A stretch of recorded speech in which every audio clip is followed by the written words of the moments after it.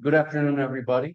Um, uh, I'm going to talk about something that's a little bit different, some work that we've initiated at the University of Houston on repurposing fossil fuel assets for a low carbon world. We've had a lot of discussion about the difficulty and the cost of making this transition.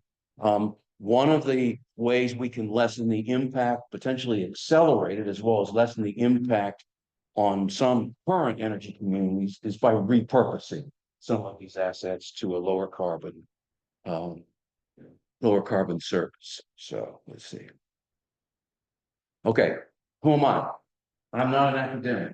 Uh, I manage the Energy Management Institute at the Business School at the University of Houston, which is the third largest university in Texas. And we have a pretty extensive energy program. We have curriculum, we do research, we hold events.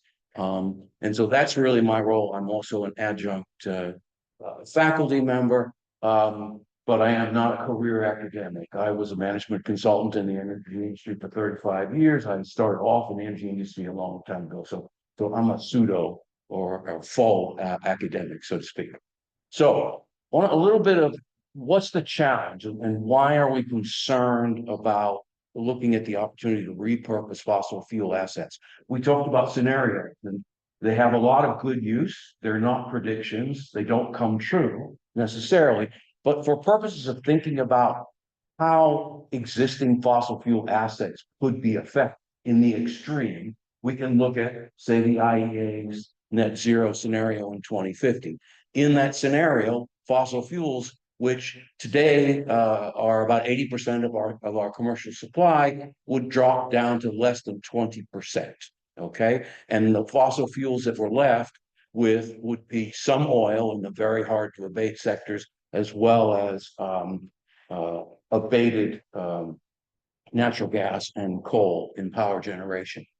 Okay, and again, if we look at power generation here, it would go in this very extreme scenario, fossil fuel share from 60% to less than 5%. Okay, a very extreme scenario, but it's useful when we're thinking about how big could the impact be and how big could the drivers be in repurposing fossil fuels. Why are we interested in it?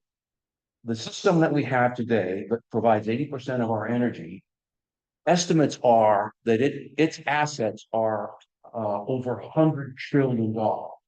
So in other words, if 30 years from now, the fossil fuel industry went away, we're not saying it would, there's a huge amount of economic assets that are involved in this 80% of our current fossil fuel supply. This is some good work that the Carbon Tracker's done a few years ago.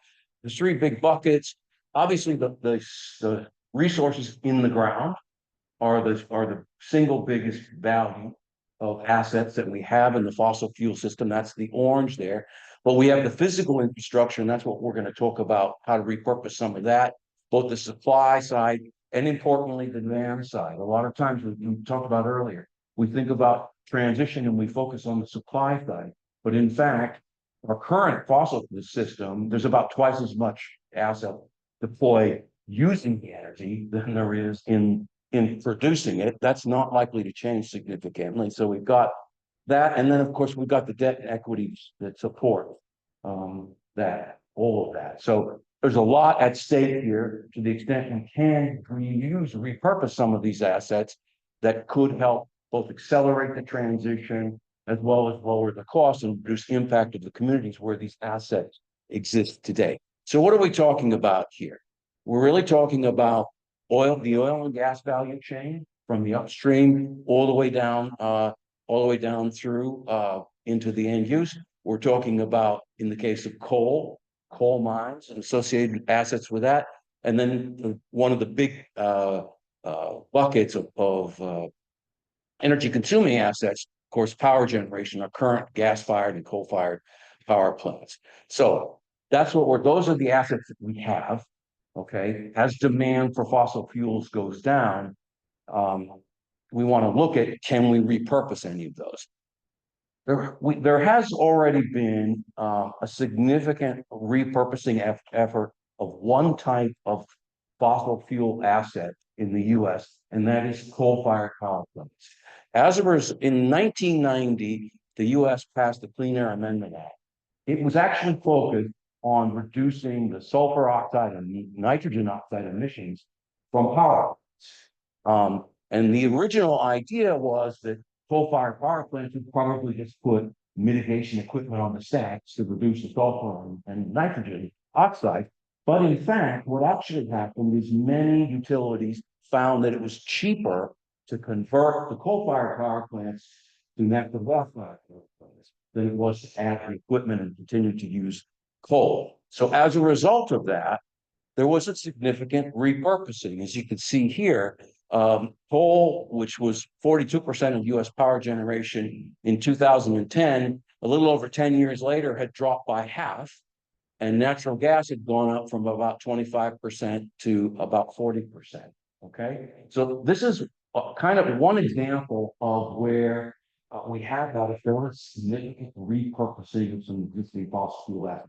Our question is, how repeatable is this going forward when our focus is not reducing pollution, but it's actually reducing carbon emissions? Okay. Obviously, there are a lot of benefits here to reducing, to reusing fossil fuel assets in a low carbon energy world. And there's a lot of different people or stakeholders that will benefit from it. Companies, obviously, if you own that, to the extent you can preserve their economic value, or even more importantly, for a lot of companies, defer decommissioning costs. Okay, there's a significant economic incentive to do that. Okay, community. There are, major communities all around the world that are dependent on fossil fuel-based assets and businesses, both for jobs, but also for tax revenue and things like that. Think about, big areas, for example, in Houston, on Houston Ship Channel, where you've got the refining and chemical industry.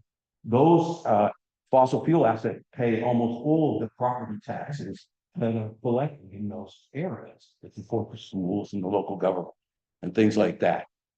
Society at large, obviously, if this can help accelerate the transition or reduce the cost, we have some value to that. So in looking at these different assets and the different repurposing that we could do, we looked at, we'll try to come up with qualitatively in our first line research, what are the characteristics that would make something that an individual asset potentially economically viable to be repurposed? A lot of them are pretty self-explanatory. Obviously, the size, the location, critical skills availability. We've been doing a lot of work around hydrogen and around the impact of potentially growing a green hydrogen industry, for example, and what skills would be required. And given that we're in Houston, we're also looking at what skills would be transferred from the existing fossil fuel industry as well. So you could see all of these different factors can be used qualitatively, and we're now embarking on some quantitative analysis to actually be able to put together a protocol for an individual asset and what would be the economics of converting an individual asset to a new low carbon use. So what are we talking about here? Repurposing options. Again, this is just a general list, breakdown by the different types, and you can see the different pieces of the value chain on the oil and gas assets. Most of the different components of the current value chain have multiple repurposing. Okay, and so we need to look at which one of those might be best. So, for example, offshore production facilities. We were talking earlier about potentially producing hydrogen, putting electrolyzers on offshore platforms to produce hydrogen and use that existing equipment. Pipelines, obviously, to the extent we're not moving fossil fuels around, other liquids that or hydrogen we could move around, converting refineries to process other things. Again, all these other storage facilities, terminal facilities, shipping. Think all of the different assets that are currently involved in fossil fuel, and gas, coal, and oil. Most of them have have a number of potential repurposing options. And the work we're doing is trying to understand what those are and what are likely to be the most economic repurposing for each different kind of asset. Same thing for power generation. Current coal and gas power plants be converted. We're already seeing some of this to solar generation, wind generation, ammonia, hydrogen production.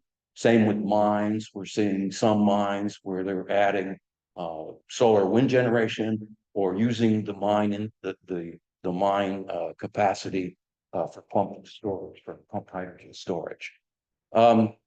So when you think about repurposing these assets, it's natural to kind of think about the hardest physical assets that you're looking at. Okay, all the plant equipment that we were just talking about. But there's also a lot of what we call here soft investments that fossil fuel companies have made over many years in building up these fossil fuel businesses that we need to repurpose as well. So it's not just the physical assets, just not the steel in the ground, workforce skills, goods and services, technology and supply chains, for example. All of the oil field services industry now, as fossil fuel demand goes down, we can potentially repurpose some of those supply chains to supply new ones like electrolyzers and wind turbines and things like that. Rights of way. Fossil fuel companies have thousands and thousands of kilometers of rights of way for pipelines and things like that. Is it possible that some of that can be repurposed? We can use the rights of way, we can use the existing permits to accelerate that transition. Data and knowledge. Obviously, there's data that the existing fossil fuel industry has that can be repurposed. And so that's kind of an overview of what we're looking at in terms of what might be possible, and some of the work that we're doing now is to try to come up with a protocol to quantify that. But in general, we've also got to be mindful of the challenges and barriers, right? Obviously, in some cases, the existing technology that we might need in some of the repurposing efforts might be B technology as opposed to A technology. So we're going to still need some development there. Uncertainty over government policies and regulations.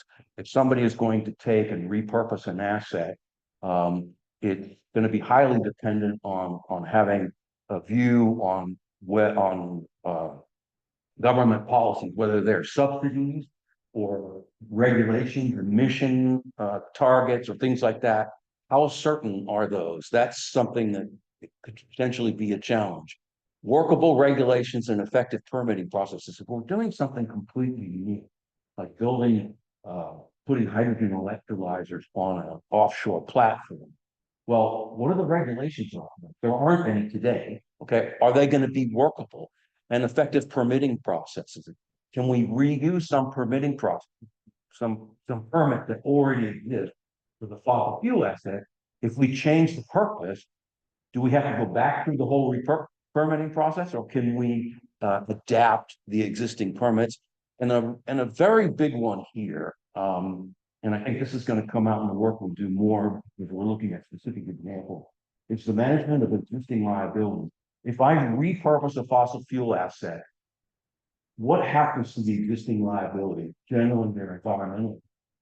Okay, so think about a refinery. Okay, a refinery maybe been sitting on the Houston Ship Channel for 100 years. It's got a lot of things in the soil and things like that. If I repurpose the asset, what happens to those liabilities? Okay, who owns the liabilities transfer? Is there a way to manage them? Is there potentially a government program, maybe a super fund type program that might support this in order to accelerate this repurposing? Then obviously some others, public support, stakeholder concerns about local governments, local communities, being able to share information and data, and preservation of necessary fossil fuel infrastructure. No matter how aggressive we think this transition might happen, 30 years from now, we're still going to be using fossil fuel. And so how do we ensure that we maintain a core backbone of infrastructure to continue to use the fossil fuels that we use. There's obviously a bunch of policies that could accelerate repurposing and help us accelerate the transition. Permitting reform, obviously incentives, codes and standards, eminent domain, which gets to be important when you're talking about pipelines and things like that. So there's a lot of things that government at different levels can do that can accelerate this repurposing. Some of them look very similar to the incentives and policies that are supporting the building of greenfield low carbon assets. Okay, but maybe some that are especially targeted towards repurposing. So in conclusion, fossil fuel demand is probably at some point in the next 10 or 20 years going to plateau and start to decline to some extent. Okay, and that threatens trillions of dollars of existing fossil fuel assets and the value to communities, to owners, to governments. But our initial evaluation suggests that there are quite a number of repurposing options that merit some curious further analysis that could help both reduce the cost of the transition, okay, as opposed to building something in a greenfield. We can use an existing site and a lot of the existing equipment. We can reduce the cost to produce that new low carbon energy asset, and also accelerate the time frame. And to the extent we can repurpose that, it also has a lot of value for the local communities in which these assets exist today. So we can preserve tax base, we can preserve jobs and things like that. So there's a lot of incentives here. There's a lot of potential repurposing options that appear at an initial screening level, have some merit, and we're doing some more deep dive on these because when we get into specifics of them, model some of the economics and be able to identify and prioritize which of these assets are likely to be most suitable for repurposing.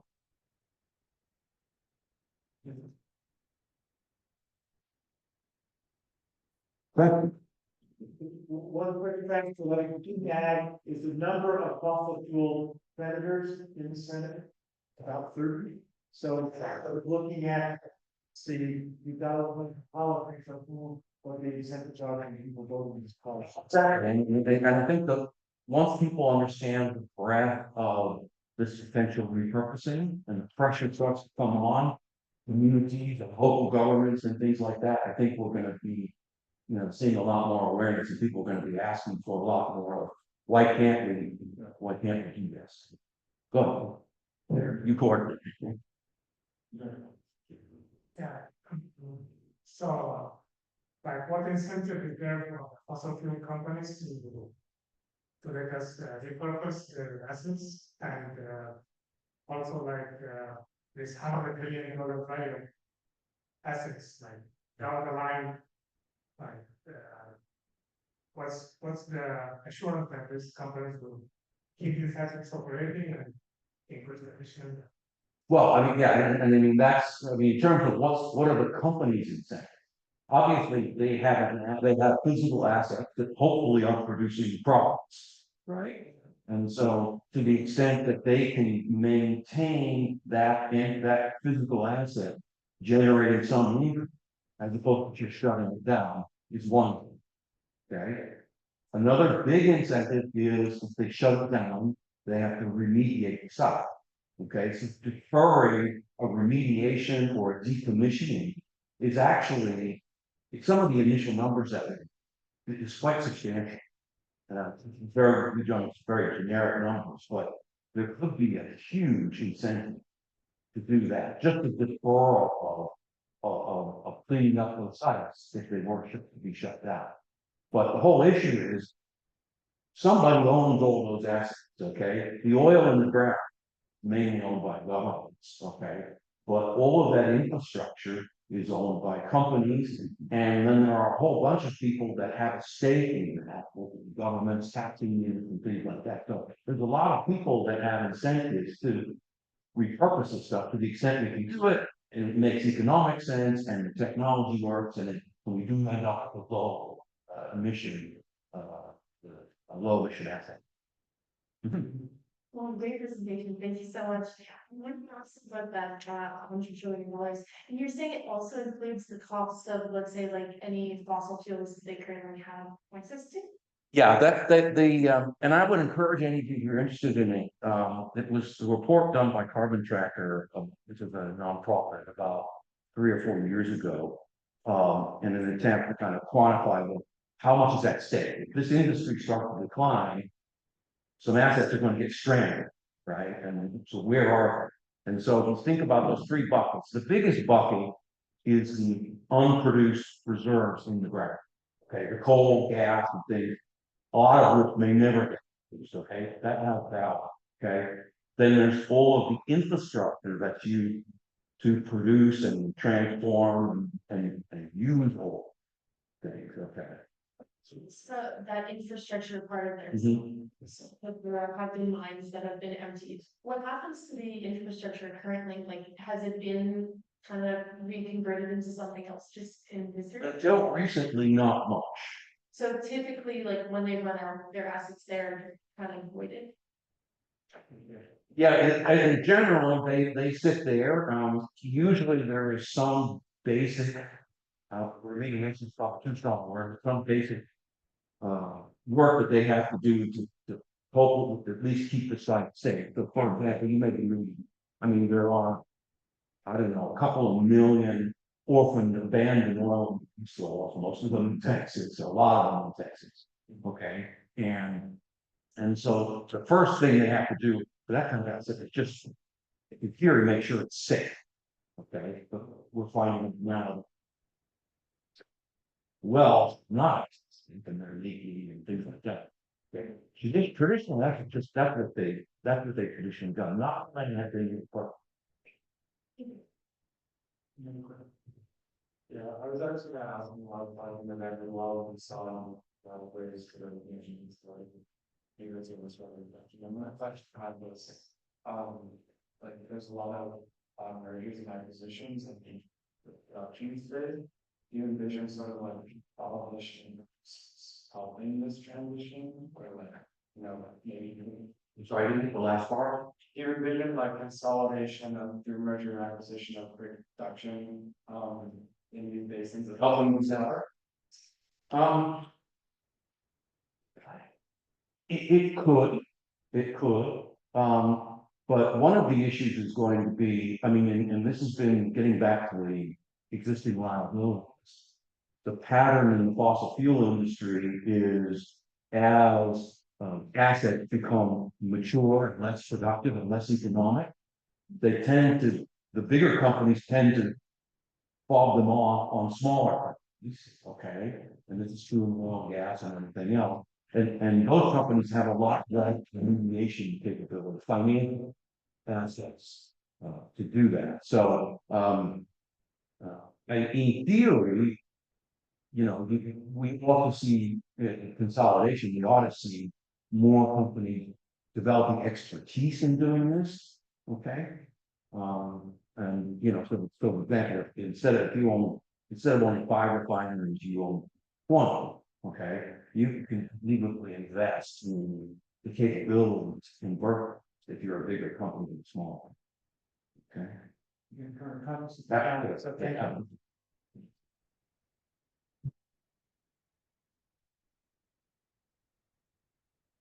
Not really those scenarios. They have a different picture of the future world, but will be a mix of two hydrogens, Yeah.